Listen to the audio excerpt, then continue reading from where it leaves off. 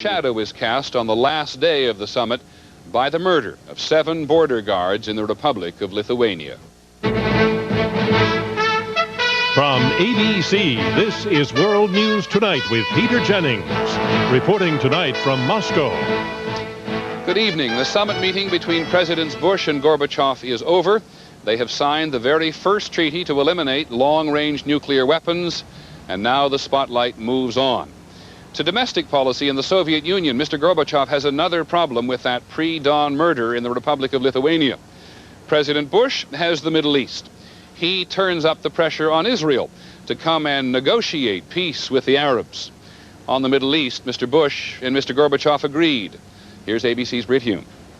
President Bush came into this summit with most of what would come out of it pre-planned. That included this morning's ceremonious wreath-laying at the Kremlin's Tomb of the Unknown Soldier, and the first visit ever by a U.S. president to the Soviet leader's stately official dacha, his Camp David. What was not certain was what the two leaders might agree at their meeting to say about a jointly sponsored Middle East peace conference. Secretary of State Baker had been working feverishly but unsuccessfully to get Israel to agree, as several Arab states had done, to take part in such a conference. So it seemed there was nothing for the two leaders to announce on that subject at their joint news conference this afternoon. But after some vague Gorbachev comments about a joint U.S.-Soviet position on the Middle East, President Bush explained they had agreed, as he put it, to work toward an October peace conference under joint sponsorship. Invitations to the conference will be issued at least 10 days prior to the date the conference is to convene. And I am today asking Secretary of State Jim Baker to return to the Middle East to obtain Israel's answer to our proposal for peace. Did that mean they had in effect announced the peace conference without knowing if Israel would come? Well, I would wait and let Secretary Baker answer that question after this next meeting. If I had the answer in my pocket, or he did, I expect that we would say so. So the United States, with the Soviets joining in, is calling a peace conference and daring Israel to refuse to come. The Soviets will no doubt see this as marking a new moment in U.S.-Soviet relations.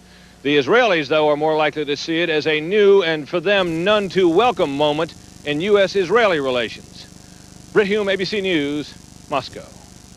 In fact, President Bush and his Secretary of State have been tougher than recent U.S. administrations on the Israelis. Mr. Bush said he was a little more optimistic today about the chances for a peace conference, but the Israelis are not optimistic, and the Israeli government sees itself in a quandary. Here's ABC's Dean Reynolds. For most Israelis, the president's announcement in Moscow was big news.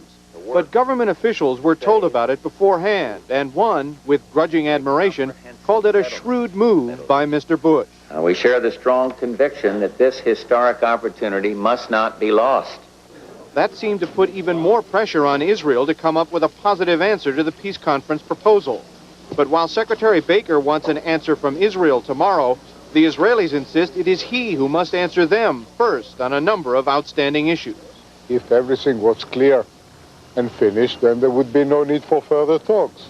The Israelis want Baker to agree in writing that they can veto any proposed Palestinian delegate to the talks, that they can have an advance look at the invitations to guard against any wording they don't like, that Palestinians who attend the opening conference remain silent and let the Jordanians do the talking for them, and that the Palestinian flag be barred from the talks.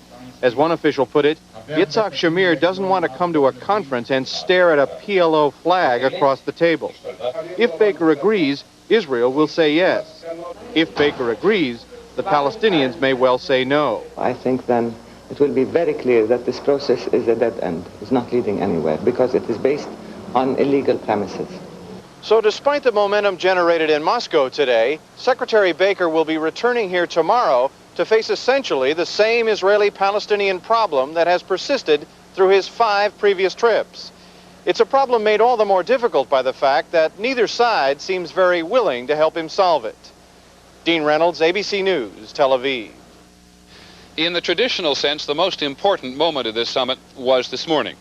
Presidents Bush and Gorbachev signed the Strategic Arms Reduction Treaty. Because the U.S.-Soviet relationship has become so much better in the last half-dozen years, there wasn't quite the sense of relief there might have been. Still, the treaty that took 9 years to negotiate will reduce the number of U.S. and Soviet long-range nuclear missiles by about a third. Both men thought it very symbolic for the world as a whole, but since both countries kept on building nuclear weapons while the treaty was being negotiated, it lowers the level to about where it was when the negotiators first sat down. Still and all, it was history. In a moment, today's murders in Lithuania, almost universally regarded as a cynical ploy to undermine Mikhail Gorbachev while George Bush was in town. And later in the broadcast, a singular example of what it is like to live here.